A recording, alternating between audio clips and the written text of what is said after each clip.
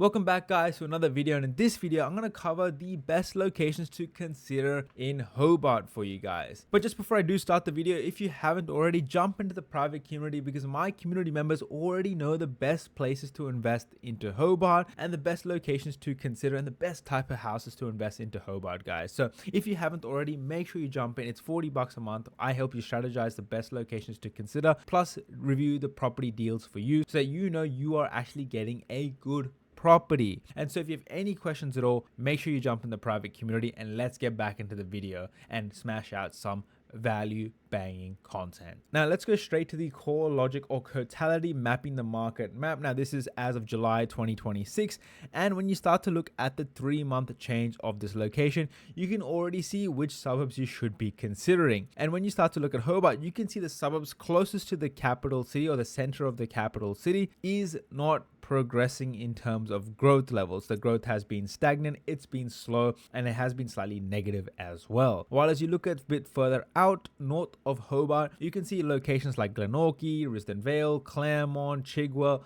These suburbs are actually growing in value. Now, I know you can see Bridgewater, Gagebrook, and Risdon Vale, but once again, I know they're improving in value, but I've made a video specifically about them and why you should not be considering them. So please do yourself a service and go check that video out. But regardless, some of the best locations to consider right now for Hobart is in this pocket right here that I'm highlighting with my mouse. And the first location I want to go through is New Norfolk in Tasmania. For those of you who don't know where that is, it's a little bit further removed away from the Hobart location. It's like a small town, but it is a growing location and it is relatively close to Hobart. And so it should be on your watch list with a median buy price of $580,000 and a rental return of $500 per week. You're getting around a 4.5% to 5% yield if you are buying well. And when you look at the property prices, you can see that it has been rising over the past 6 to 12 months with already 16% growth over the past 12 months alone and performing very, very strongly. Rents have also been going up with about 8% return over the past 12 months,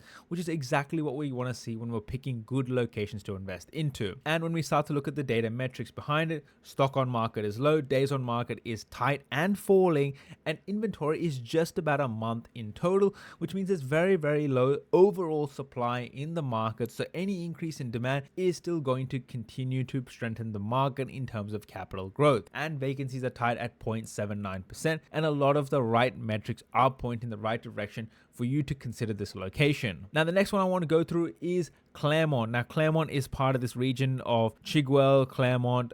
These sort of pockets are doing pretty well. In fact, when you look at the data, it's around a $650,000 buy price. Anything below that, guys, the properties aren't the best quality. Now you still can find some good deals out there, but just be careful about what you're buying. There could be significant trade-offs like a major land slope, a weatherboard home on stumps on a land slope, which is a mixture of disaster, so let's just say. So be careful about what you're buying, but there are still good opportunities for around $650 at a 5% yield in this location. As you can see, prices are increasing, the rent is up at 5% year on year, and yields are very strong around 4.7% on median, but you can find close to 5% as well. Inventory, once again, is just about a month, 1.3 months, so very low supply. Demand is strong at 23 days, and the new stock on market is only 0.29%, and vacancies are very tight.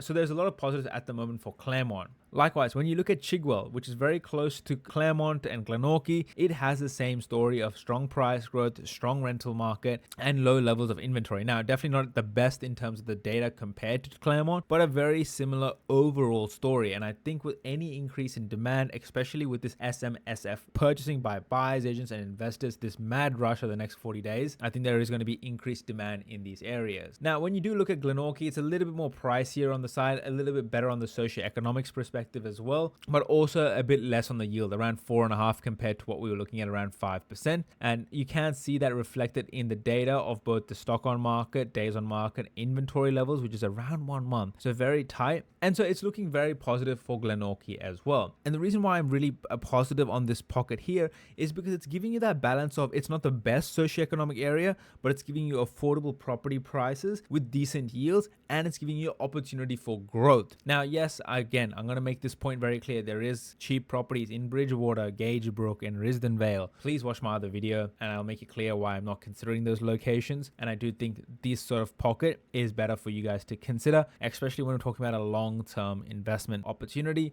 I think these suburbs are generally better in my opinion. Now, if we look at an example property, we can see this one has been sold in Claremont for $620,000. It's got a good interior. It's most likely got fibrous ceilings, so just be careful of that because of asbestos, but decent interior overall to buy and hold and maintain. Nothing particularly wrong with it. It has got a slight land slope, and so it's not a bad property overall. It's on a nice quiet street and sold for $620K. And if you start to put the numbers together, for $620,000 at a 12% deposit, you're going to need about $100,000 to $110,000 depending on conveyancing, stamp duty, and other costs. And at $590 per rent per week, you're getting around a 5% yield, which is pretty good. And you're getting around negative $14,000 cash flow. So not the best, but definitely not the worst at all. And if you put a 20% deposit, you have a much better position. You're around negative $11,000 per year. And so the numbers are actually relatively healthy when you compare everything else in the market. You're getting a 5% yield in a good capital city being Hobart. The data is looking pretty solid, and overall it's a good, decent asset to consider.